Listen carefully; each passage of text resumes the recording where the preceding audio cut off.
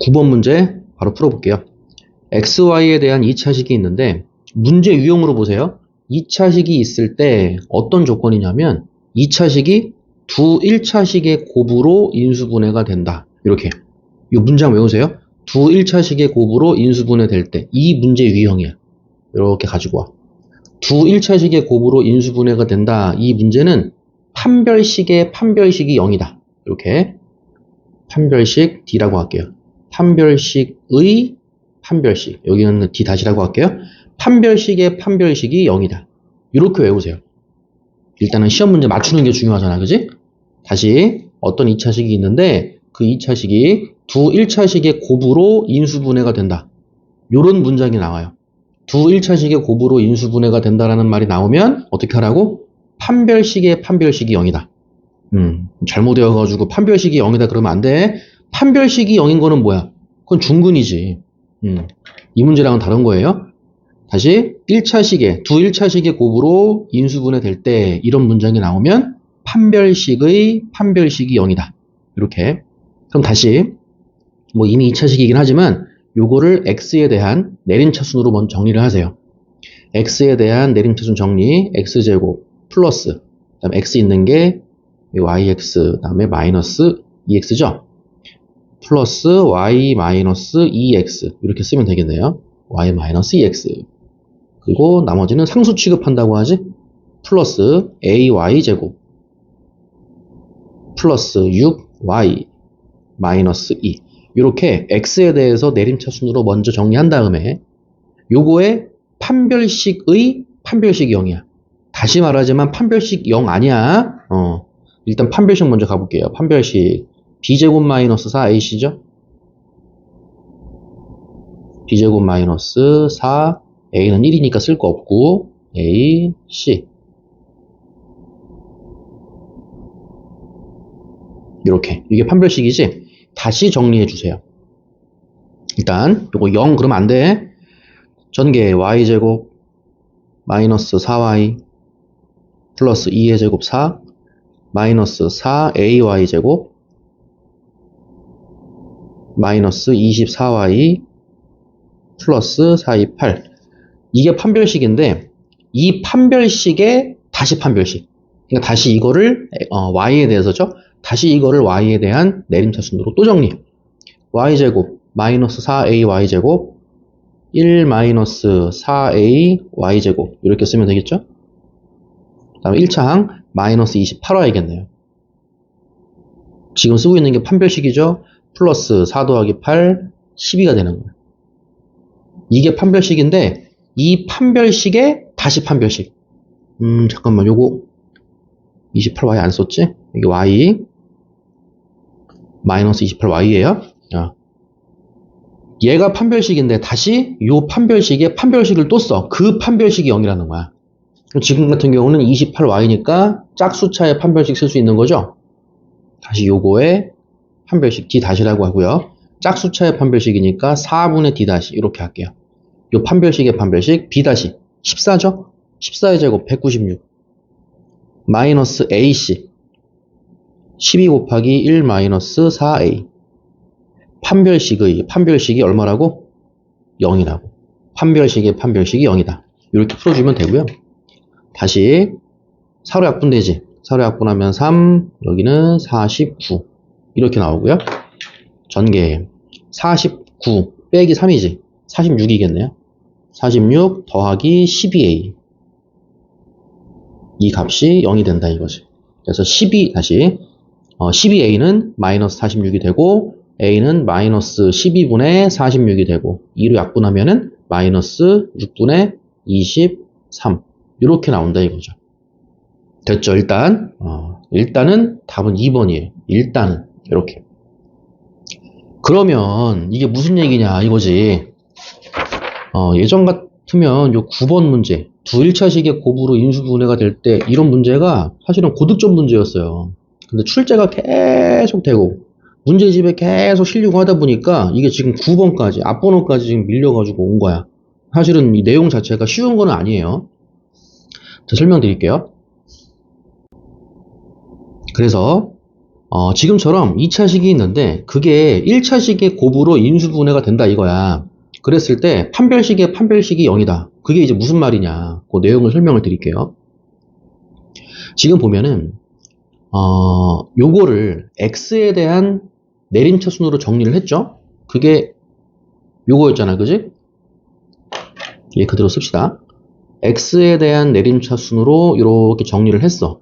그럼 다시 이거를 이렇게 인수분해를 할 건데 어떻게 인수분해를 할 거냐면 근해 공식을 이용해서 인수분해를 할 거예요.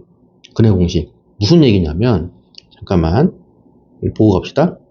ax제곱 플러스 bx 플러스 c 얘를 인수분해하라고 했어. 그럼 얘는 일단 x제곱의 개수가 a니까 그대로 a 쓰고요.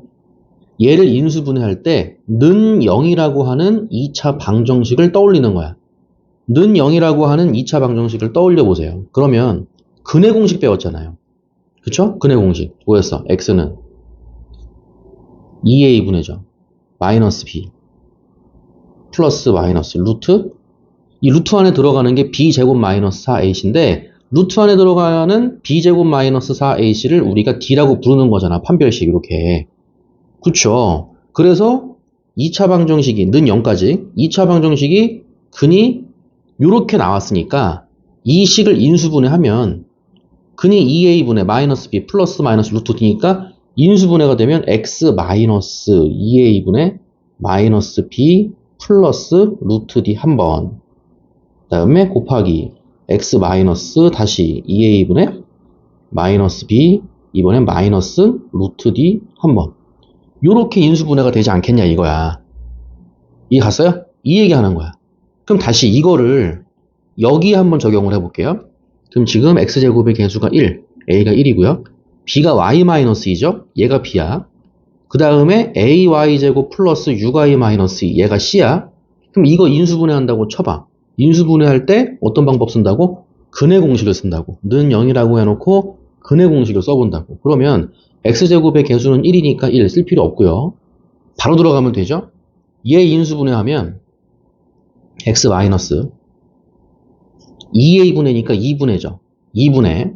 그다음 마이너스 b니까 마이너스에 y-2까지 쓰고요.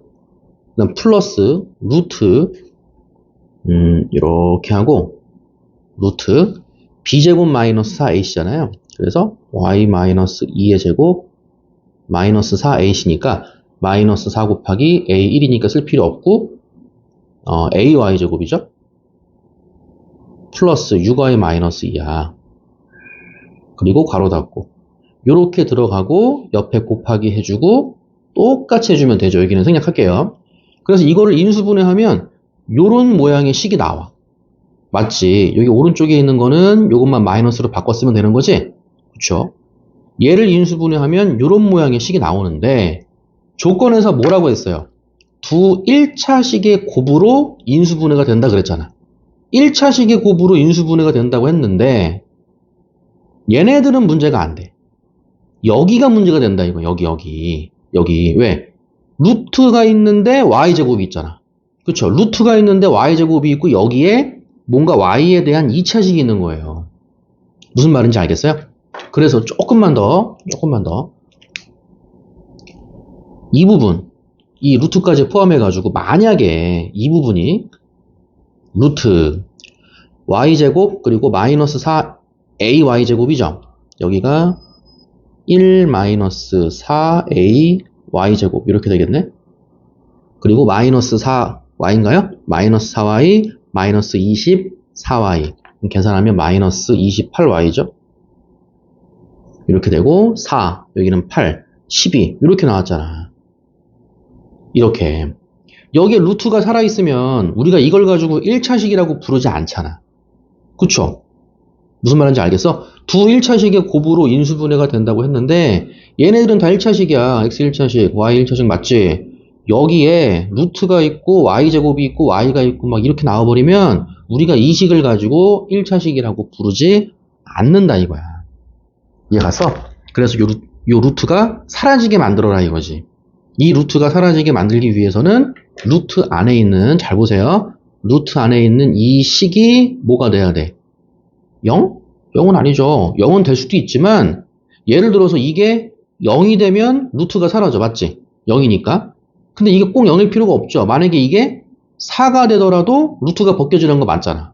9가 되더라도 루트가 벗겨지는 거 맞잖아. 그치? 하고 싶은 얘기가 뭐냐면 루트 안에 있는 얘가 꼭 0일 필요는 없고 완전 제곱식이면 된다 이거야. 0이 아니란 얘기야 이게. 정확히 0일 수도 있고 0이 아닐 수도 있고. 그럼 결과적으로 루트가 벗겨지기 위해서는 이 안쪽에 있는 얘가 완전 제곱식이 돼야 된다 이거야.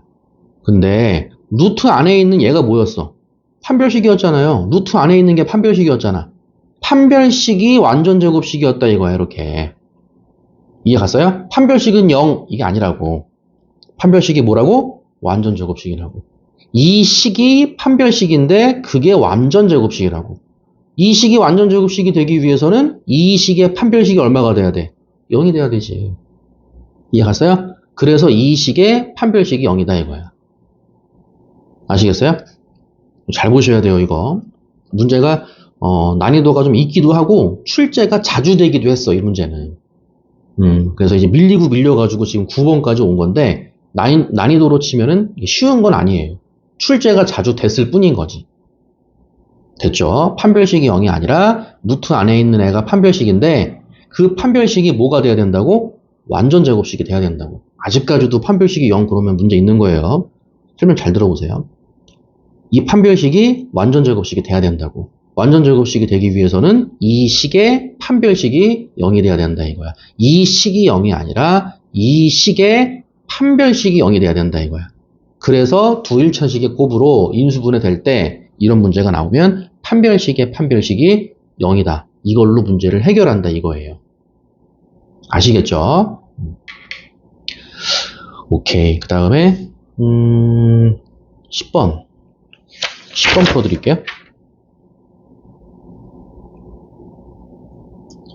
2차 방정식의 두 근을 알파 베타라고 할 때 그랬어요. 이 문장에서 주는 어떤 방향이 있죠? 그죠? 두 근을 알파 베타라고 할 때 무조건 그 근과 계수의 관계 아니에요? 그죠? 두 근을 알파 베타라고 할 때 딱 보자마자 근과 계수와의 관계야. 알파 플러스 베타는 마이너스 10, 알파 곱하기 베타는 4. 요렇게 가져가는 거예요. 이 두 개를 이용해서 이거지. 됐죠? 그때 이거를 구해봐 이거야. 앞에 있는 거는 루트 알파 더하기 루트 베타의 제곱, 완전 제곱식이에요. 전개가 가능하죠. 근데 이제 문제마다 선생님도 이제 함정을 이렇게 숨겨놓고 출제 의도도 다 들어가 있어요. 그래서 그 출제 의도대로 문제를 푸셔야 되는 거예요.